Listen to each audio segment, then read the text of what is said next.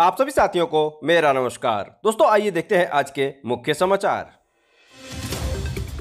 दोस्तों अपनी स्क्रीन पे देख पा रहे हैं यूटा का ये पत्र है और यूटा का ये पत्र महानिदेशक स्कूल शिक्षा श्री विजय कल्याण आनंद जी के लिए दिया गया है। और यहाँ पे विषय की अगर हम बात करते हैं इस पत्र की, तो मानव संपदा पोर्टल की गड़बड़ी के चलते प्रदेश के हजारों स्कूल की 9C अनलॉक शो होने की स्थिति के कारण उत्पन्न वेतन समस्या का निराकरण कराने तथा शिक्षकों को अक्टूबर माह का वेतन समय से उपलब्ध कराने के संबंध में ये पत्र लिखा गया है। तो दोस्तों आप जानते हैं कि हर महीने की 21 तारीख से और 25 तारीख के बीच में अटेंडेंस लॉक करना होता है और ये काम मानव संपदा पोर्टल पर होता है। मानव संपदा पोर्टल में तकनीकी खराबी आ जाने के कारण हजारों स्कूल ऐसे हैं जहां पर ये उपस्थिति लॉक नहीं हो पाई है। और आप जानते हैं कि पेरोल सिस्टम से आपका वेतन निर्गत होता है और यदि ये उपस्थिति लॉक नहीं होती है तो ऐसी स्थिति में शिक्षकों का वेतन रुक जाएगा। और इसी संदर्भ में यहाँ पे ये पत्र लिखा गया है और यूटा कहना है कि महोदय, तकनीकी असुविधा के चलते भारी संख्या में शिक्षकों का वेतन अवरुद्ध होना न्यायसंगत व व्यवहारिक दृष्टि से उचित नहीं है। अतः यहाँ पे निवेदन किया जा रहा है कि जिन विद्यालयों की प्रपत्र 9C पोर्टल पर अनलॉक शो हो रही है, उन स्कूल के शिक्षकों और अन्य स्टाफ के अक्टूबर माह के वेतन आहरण हेतु उचित आदेश पारित करने का कष्ट करें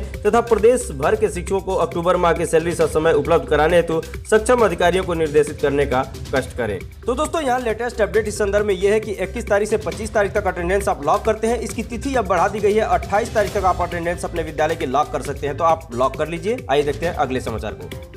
दोस्तों अपनी स्क्रीन पे देख पा रहे हैं शिक्षा निदेशक बेसिक उत्तर प्रदेश लखनऊ का आदेश है, जो कि समस्त मंडलीय सहायक शिक्षा निदेशक बेसिक उत्तर प्रदेश और समस्त जिला बेसिक शिक्षाधिकारी उत्तर प्रदेश के लिए दिया गया है। डेट की यदि हम बात करते हैं तो 25 अक्टूबर 2022 का यह आदेश है। और इस आदेश के विषय की बात करें तो फिट इंडिया क्विज 2022 के संबंध में ये आदेश निर्गत किया गया है। इस आदेश की मूल बात दोस्तों यही है कि फिट इंडिया क्विज के लिए जो पंजीकरण करना था, उस पंजीकरण की तिथि 15/10/2022 थी, अब उसे बढ़ाकर 15/11/2022 कर दी गई, यानी अगले महीने की 15 तारीख तक इसमें पंजीकरण किया जा सकता है। आगे बताया जा रहा है उक्त के संबंध में आपसे यह कहने का निर्देश हुआ है कि कृपया महानिदेशक स्कूल शिक्षा उत्तर प्रदेश के उपरोक्त पत्रांक दिनांक 19/10/2022 में दिए गए निर्देशों के क्रम में नियमानुसार आवश्यक कार्यवाही कराते हुए जनपद के अधिकाधिक विद्यालयों का पंजीकरण कराकर विद्यार्थियों की प्रतिभागिता सुनिश्चित कराने का कष्ट करें। भौदी गणेश कुमार, संयुक्त शिक्षा निदेशक। तो दोस्तों इस तरह से आप देख पा रहे हैं कि यहाँ पे 15 तारीख अगले महीने की डेट बढ़ा दी गई है। इसमें आप पंजीकरण करना चाहें तो निश्चित रूप से फिट इंडिया क्विज के लिए अपने बच्चों की, अपने विद्यालयों का रजिस्ट्रेशन कर सकते हैं। आइए दोस्तों देखते हैं अगली खबर को।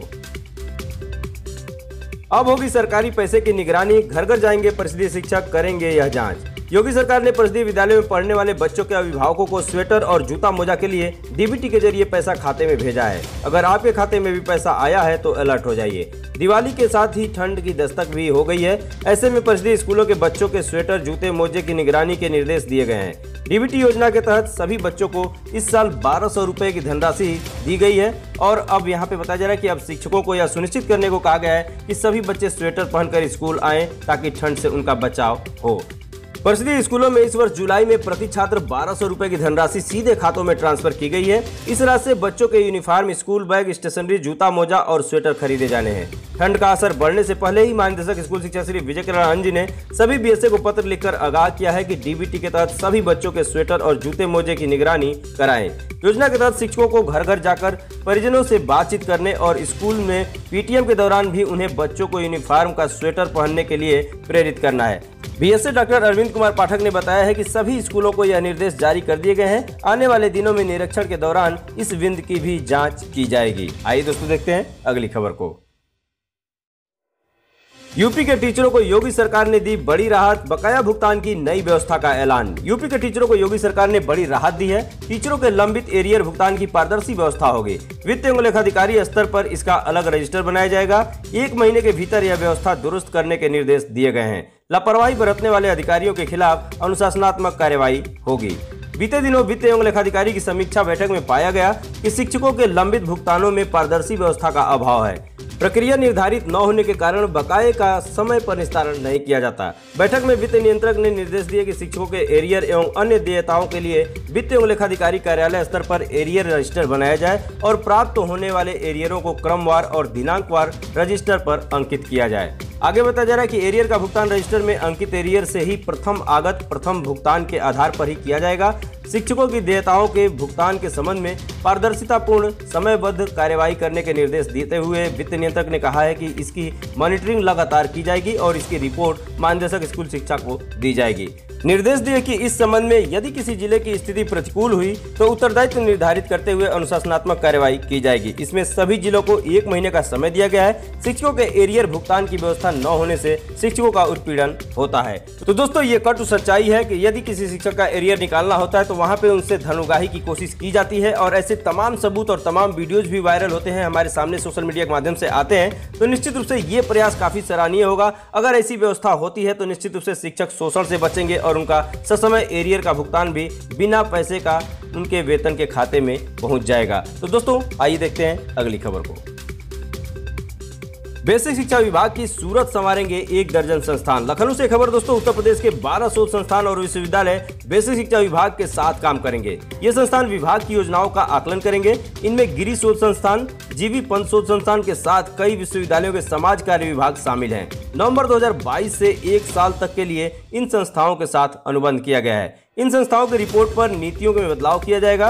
उन्हीं संस्थानों के मार्फत बेसिक शिक्षा विभाग अपने परिषदीय स्कूलों में चल रही डीबीटी योजना का सर्वे पूरे प्रदेश में कराएगा। यह सर्वे इस वर्ष के अंत में कराया जाएगा। बेसिक शिक्षा विभाग ने 12 संस्थाओं को संबद्ध किया है। इसमें प्रयागराज स्थित गोविंद बल्लभ पंत सामाजिक विज्ञान संस्थान, लखनऊ स्थित गिरी विकास अध्ययन संस्थान, आगरा स्थित डॉक्टर भीमराव अम्बेडकर विश्वविद्यालय, मेरठ स्थित चौधरी चरण सिंह विश्वविद्यालय, कानपुर स्थित साहू जी महाराज विश्वविद्यालय, अलीगढ़ मुस्लिम विश्वविद्यालय, बुंदेलखंड विश्वविद्यालय, ज्योतिबा फूले रुहेलखंड विश्वविद्यालय, लखनऊ विश्वविद्यालय, अयोध्या स्थित राम मनोहर लोहिया विश्वविद्यालय के समाज कार्य व समाज शास्त्र विभागों को समग्र शिक्षा द्वारा नवंबर 2022 से फरवरी 2023 तक संबद्ध किया गया है। ये संस्थान डीबीटी के अलावा मिड डे मील के तहत संचालित कार्यक्रमों, कस्तूरबा गांधी आवासीय विद्यालयों, ऑपरेशन कायाकल्प, निपुण लक्ष्य आदि का भी रियल टाइम मूल्यांकन करेंगे। एक संस्थान द्वारा एक त्रैमास में 20 दिन फील्ड में भ्रमण कर 5 जिलों का मूल्यांकन का काम किया जाएगा। तो दोस्तों यहाँ पे हम इतना ही कह सकते हैं कि अभी बेसिक शिक्षा विभाग में प्रयोगों का दौर जारी है और इस तरह से